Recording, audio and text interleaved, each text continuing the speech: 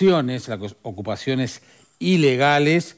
En Maldonado, por ejemplo, 500 denuncias por ocupaciones ilegales de viviendas o de terrenos. Estos datos se desprenden de un pedido de informes que hizo el diputado del Partido Nacional, Diego Echeverría, lo hizo a la Fiscalía General de la Nación, le fue respondido esta semana, así que vamos a tratar nuevamente este tema. Diputado, buenas tardes, ¿cómo le va? Buenas tardes, ¿cómo están? Un gusto saludarlos. Del mismo modo. Bueno, cuéntenos cómo empieza este interés suyo por el tema y, bueno, cuál fue la respuesta que recibió a su pedido de informes y, bueno, lo comenzamos a debatir aquí en el programa. Este es un tema que viene avanzando en Uruguay en los últimos tiempos de una forma realmente alarmante. Ocupaciones ilegales, uno habla desde el caso que más conoce, que es el departamento de Maldonado, pero que lo vemos también mucho en Canelones, lo vemos en Rocha, lo vemos en San José, lo vemos en Montevideo. Y nosotros lo que queríamos saber era, porque hay que destacar que hay dos carriles paralelos en esto. Una con la cuestión penal, ¿no?, del delito de usurpación, y otra la cuestión civil. Desde el punto de vista penal, ¿cuántas denuncias por usurpación se habían realizado en los últimos tiempos y cuántas habían terminado efectivamente en una formalización con una eventual responsabilidad penal? Los números, como ustedes bien compartían ahí, son bastante claros. Del 100% de las denuncias, que son en torno de 500 en los últimos 2 años, solamente el 1,4% termina en una formalización con responsabilidad penal. Y este tipo de cuestiones creo que son bastante preocupantes, sobre todo por la señal que damos como sociedad respecto a ciertas conductas que son ilegales. Mucho podremos debatir y obviamente hay que hacerlo con responsabilidad y con profundidad sobre las herramientas y posibilidades que se tienen para el acceso a la vivienda. Pero son dos cuestiones distintas. Lo primero que tenemos que tener en claro como sociedad es que no podemos tolerar la ocupación ilegal como algo normal. Porque si no pasa con ese tipo de conductas ilegales, que se empiezan poco a poco a naturalizar. Y la sociedad empieza a ver que es tan normal que la conducta se empieza a repetir. Y como esa conducta no tiene una respuesta por parte del Estado, va a otra persona y hace lo mismo y así sucesivamente. Y estas son cuestiones que atentan no solamente contra la propiedad privada, sino que atentan contra el ordenamiento territorial, contra el ambiente, contra la seguridad jurídica y financiera de un país que dice que se puede venir a invertir y no pasa nada, cuando en realidad hay gente que ha comprado tierra y cuando ha vuelto está ocupada. Entonces, me parece que es un tema que está sobre la mesa, que vale la pena el debate. No solamente nosotros nos hemos limitado a pedir información sobre el delito de usurpación, sino que trabajamos muchísimo en consulta con el Ministerio de Vivienda, con el de Ambiente, con el Ministerio del Interior, y en generar una herramienta desde el punto de vista civil para acelerar los procesos de desocupación. Y así fue que la semana pasada, acompañado por varios diputados del Partido Nacional, los 4 diputados blancos de Canelones, el de Rocha y el de San José, presentamos un proyecto de ley donde lo que intentamos es generar herramientas eficientes para que el Estado pueda rápidamente reaccionar ante ocupaciones y poder accionar por la vía civil. ¿Exactamente qué consiste esa propuesta, ese proyecto? ¿A qué se refiere con accionar en forma eficiente el Estado para esas situaciones? Bien. En Uruguay existía desde hace varios años la Ley de Ordenamiento Territorial, ¿no?, que en su artículo 69 establecía el rol de las intendencias como policía territorial. Lo que nunca hizo ese artículo fue reglamentar cómo iban a actuar las intendencias. Entonces, muchas veces eso quedaba en un llano, en un vacío, porque no tenían herramientas específicas, procesales para avanzar.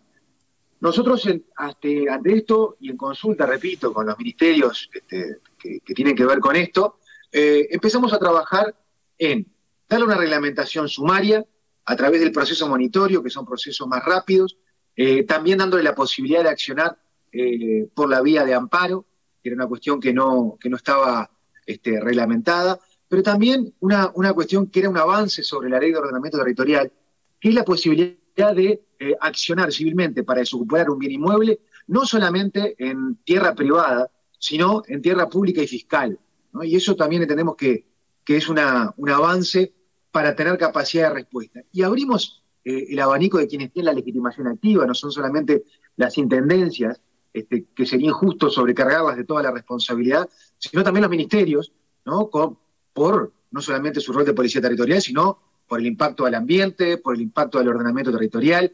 Es un tema que creo que tiene que ser una política de Estado coordinada y en forma de cooperación recíproca entre todos. Diputado, en el medio de toda esta discusión, esta preocupación que ustedes han planteado y esta propuesta, ha sucedido, bueno, lo conocíamos hace algunas semanas, esa resolución judicial que le obliga al Estado a proporcionarle la vivienda a alguna gente que había sido desalojada justamente de alguna ocupación. ¿Cómo plantear ese dictamen de la justicia de aquí para adelante? ¿Eso qué significa como antecedente? ¿Qué pasa también ahora? El propio presidente de la República, a través de Twitter el fin de semana, planteó la creación de un fideicomiso para tratar de solucionar muchos de estos problemas que hay vinculados a la vivienda. Sí, el problema de la vivienda en todo el país es un gran problema que se arrastra desde muchos años y que tenemos que encararlo con responsabilidad y siendo realistas. Lo que sí tenemos que dejar en claro es que no vamos a solucionar el problema de la vivienda generando nuevos problemas. Creo que hablar también del problema de la vivienda tenemos que enfocarnos en las distintas realidades. No es lo mismo una situación que se puede solucionar con una relocalización que la que se puede dar con una regularización en el lugar, con la que se puede generar con una política de acceso a la tierra y que la gente construya. No es la misma que se puede dar con vivienda llave en mano porque el perfil de la persona no puede construir. Entonces, ¿qué soluciones hay que dar? Totalmente de acuerdo. Por eso el Poder Ejecutivo está trabajando en el tema y, como bien vos decías, el propio presidente de la República lo puso de manifiesto. Sentencias como esa para mí son un precedente complejo, ¿no? Me parece que el fallo de un juzgado, y no cualquier juzgado, es un juzgado de familia, por eso yo sería injusto si hablara de la justicia en general. Fue un juzgado y un juzgado de familia que obliga a dar vivienda. Me parece que se hace una interpretación que yo considero errónea de la Constitución de la República, en lo que es el artículo 45, que establece el derecho a la vivienda, que no establece el derecho a la vivienda para acceder a ella de forma directa, sino que el Estado debe propender a generar políticas de vivienda, que no es lo mismo, pero que si analizamos además la Constitución, hay un artículo de la Constitución que es muy importante, que es el artículo 8, que establece el principio de igualdad, es decir, que todos somos iguales ante la ley. Entonces, creo que ese tipo de fallos también atentan contra el principio de igualdad cuando hay muchas personas que están en la misma situación y que no tienen acceso a la vivienda, es decir, ese que es ahorrista, ese jubilado, personas que están en una situación de vulnerabilidad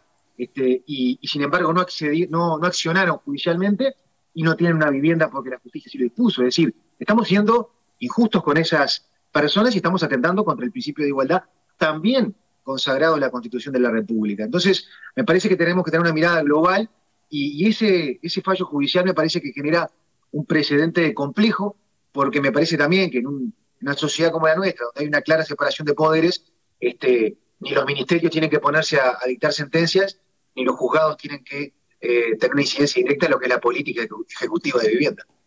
Por poner una fecha, desde el 85 para acá, es decir, desde la reinstitucionalización democrática hasta ahora, con distinto nivel de éxito y de preocupación, pero en general todos los gobiernos, sin excepción, sabía que tenía en este tema una piedra en el zapato. Ninguno de ellos logró una solución, del signo que sea el gobierno, y han estado los tres partidos en el gobierno. Sigue siendo el problema de los asentamientos ilegales, de las ocupaciones, sigue siendo un problema.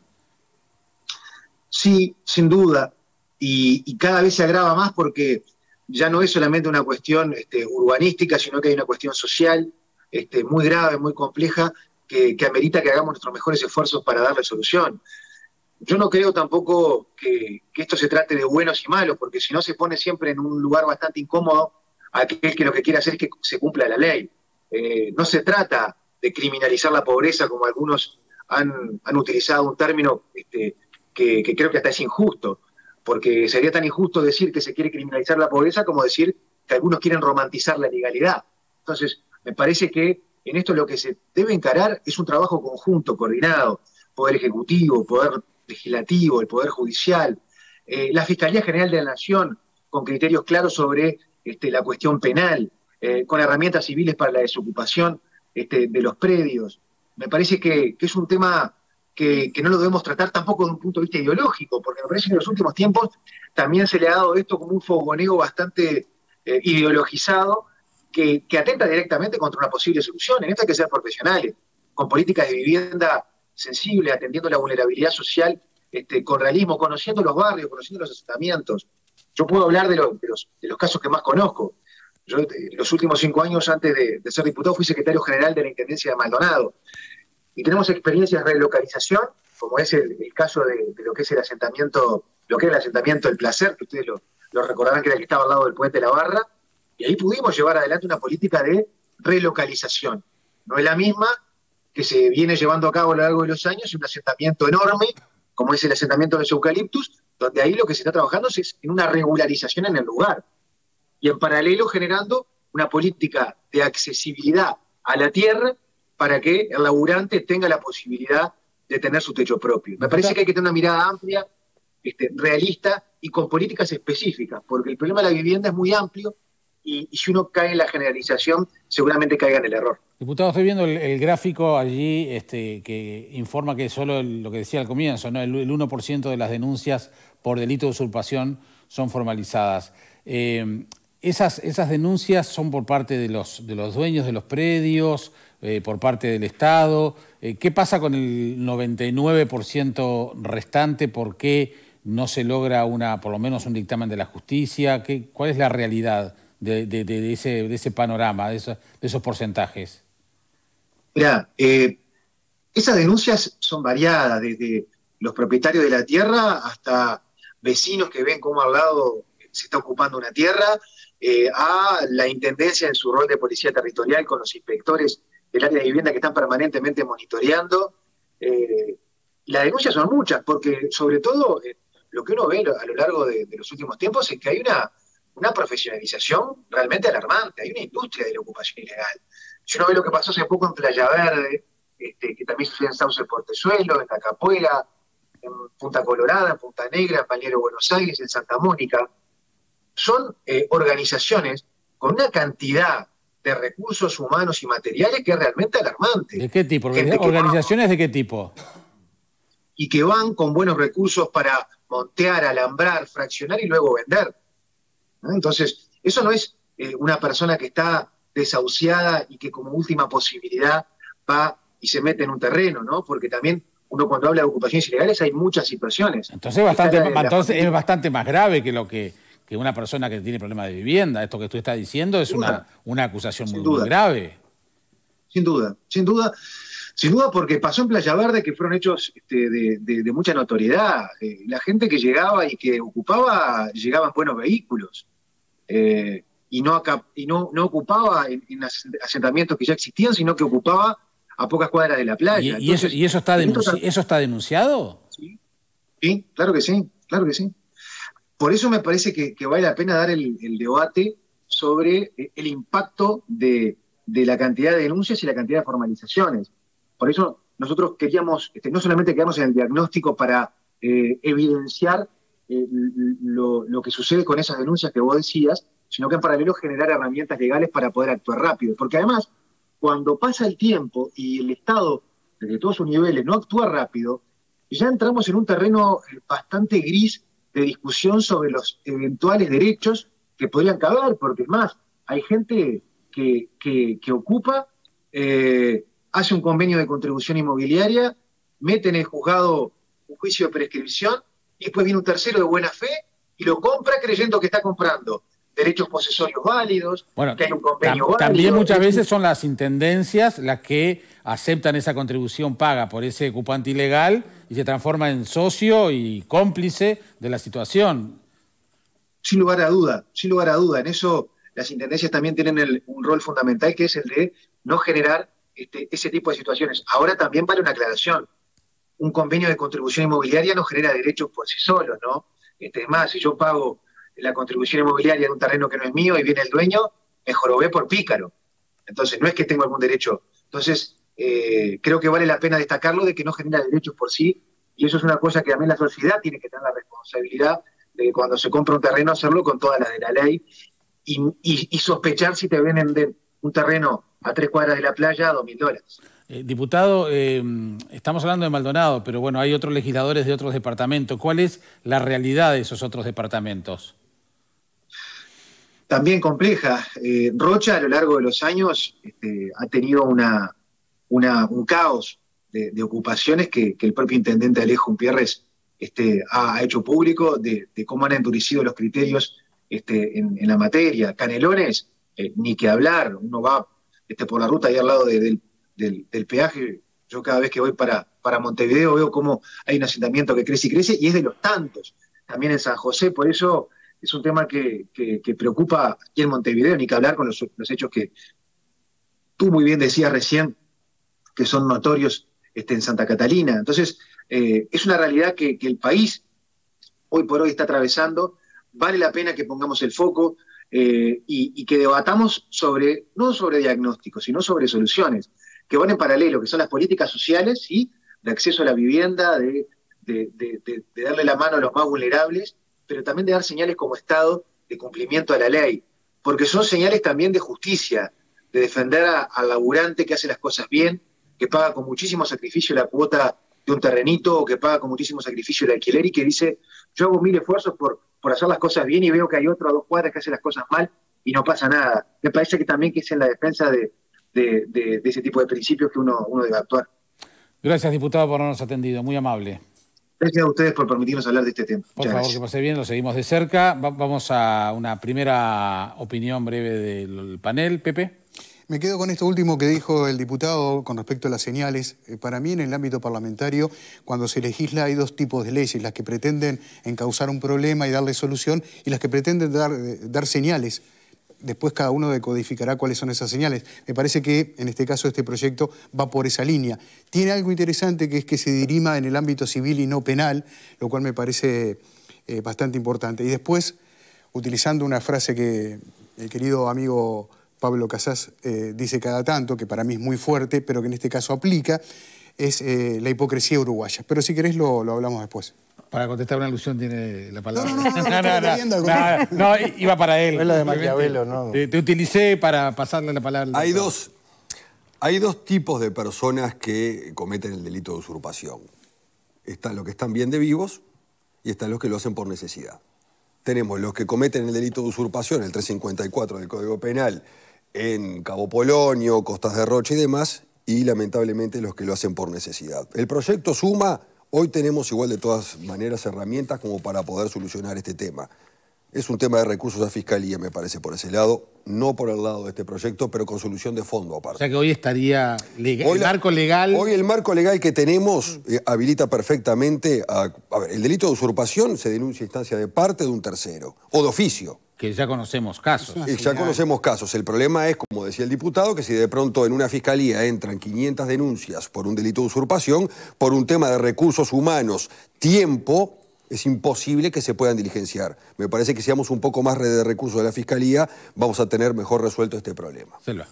Interesante. Yo leí algunos comentarios, como dice Pablo, al respecto de Cerejeta, justamente de que incluso habría, que la norma existe, que lo que habría que hacer, bueno, es, digamos, reglamentarla adecuadamente, la norma, digo, de ordenamiento territorial, y que alguna de las cosas... Claro, pero... Sí, pero digo que no, quizá no, yo quiero decir que quizá lo que entendí es que no tendría por qué haber otra ley, sino que debería aplicarse o trabajar sobre la ley que ya existe, y al mismo tiempo que hay una cierta inviabilidad, si no leí mal, que como que en 48 horas los jueces deberían decidir ciertas acciones. Y según Cerejeta, yo no soy abogada, pero él sí, es casi imposible que un juez dirima un problema. Físicamente es imposible. Es imposible que se dirima en ese periodo tan breve. Lo que no quiere decir que el problema no exista, es un problema real, y yo estoy de acuerdo con el criterio, y me parece muy bien el análisis que hizo Pablo, de que hay gente que está de viva, es decir, que lucra con esto, y le vende terrenos a gente muy necesitada, y que sigo sin entender el problema de la vivienda y por qué no hay un relevamiento de viviendas que están abandonadas y que están cerradas. Porque cada vez más se ven, por ejemplo, edificios y torres haciéndose por todos lados en Montevideo. Nosotros como población no hemos crecido de ninguna manera. Estamos realmente retrocediendo en cantidad de gente. Si no es que tenemos ahora un crecimiento vegetativo enorme en el Uruguay. ¿Qué pasa con las viviendas, con los que pasan a vivir en esos apartamentos? ¿Qué pasa con esas viviendas? Es decir, de verdad hay un fenómeno que se ha venido dando, y conozco casos de viviendas que están cerradas hace años. Va a haber un relevamiento ahora con el tema del fideicomiso. Claro, y la pregunta es si no habría que reubicar eso, y quizá lo que sí no conviene, porque ha pasado, también le ha pasado también a propietarios, es que la propia ley de alquileres no los respalda lo suficiente como para que se animen a alquilar a veces. Y eso es un tema, no hay por qué ser propietario exactamente de la vivienda, podrían ser alquiladores de vivienda a un alquiler razonable, porque pareciera que la única solución es darla en propiedad a la vivienda. Yo me acuerdo que en mi época, yo nunca fui propietaria hasta que durante muchísimos años tuve que juntar y hacer cuota banco hipotecario. O sea, realmente ahora parecería que hay que dar en propiedad la vivienda, o ¿es esa la solución o no hay otra? Bueno, la mirada ideológica está permanente respecto de este tema, sobre todo cuando aparece gente hablando de la criminalización de la pobreza. Y yo creo que hay que separar los temas, como decía el diputado Echeverría recién. O sea, una cosa es el problema de la vivienda en sí, como un problema general que, si se quiere, tiene un abordaje constitucional, y la otra cosa es este problema de las ocupaciones ilegales, donde estamos en presencia de un delito. Y si escapará a lo ideológico, es que ese delito fue transformado en delito con una ley del Frente Amplio del 2008, que es la Ley de Ordenamiento Territorial, donde habla de la actual redacción que tiene el delito de usurpación. O sea que está por fuera, me parece, que del tema de los partidos, y yo creo que me parece perfecto que este gobierno y que diputados de este gobierno estén hablando de alguna suerte de reglamentación. Tal vez lo de las 48 horas sea un tema que habría que mejorarlo para adecuarlo a la realidad, pero para tratar de seguir confirmando ese proceso en que todas estas situaciones tengan una solución por la vía civil y no la vía penal. La vía penal es una vía demasiado dura cuando están implicados personas que están frente a una situación real no tienen un techo donde dormir, tienen chiquilines, o sea, parece que eso habría que tratar de evitarlo y circunscribir puramente lo penal en todo caso y lo civil conjuntamente para las situaciones de las personas que están de vivos y están lucrando con estas personas que están en una figura que había antes del 2008, que era el verdadero estado de necesidad, se decía. Bueno, no podemos meter a nadie preso porque estas personas están en estado de necesidad. Yo creo que había que volver a esa figura para las personas que sufren la situación y que el Estado por otras vías puede ayudarlos a tener una solución en materia de vivienda, que es muy complicada. El otro día estaba escuchando al subsecretario de la cartera de vivienda decir que para resolver este problema hoy por hoy, el tema de los asentamientos, solo el tema de los asentamientos, haría falta 2.000 millones de dólares. Eso es justo el dinero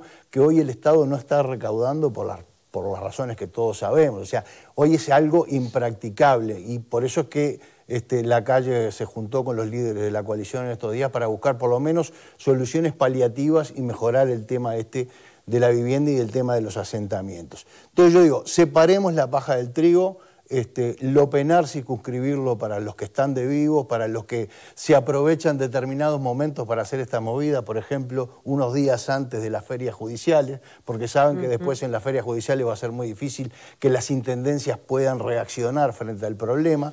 Y esas personas que están lucrando con personas que están en verdadero estado de necesidad. Para ellos, el máximo rigor de la ley.